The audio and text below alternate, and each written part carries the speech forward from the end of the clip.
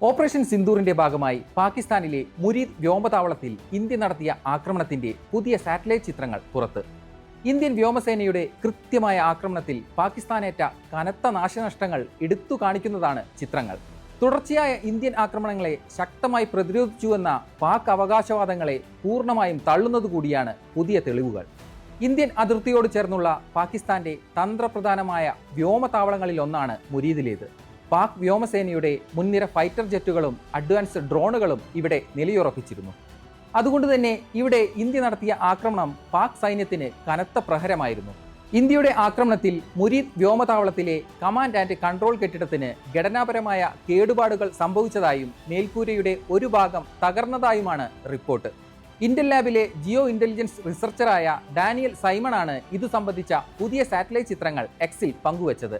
മുരീദിലേതുൾപ്പെടെ ഒരു ഡസനിലധികം വ്യോമതാവളങ്ങളിൽ ഇന്ത്യ നടത്തിയ ആക്രമണങ്ങളിൽ പാകിസ്ഥാൻ വ്യോമസേനയുടെ അടിസ്ഥാന സൗകര്യങ്ങളുടെ ഏകദേശം 20% നശിപ്പിക്കപ്പെട്ടിരുന്നു.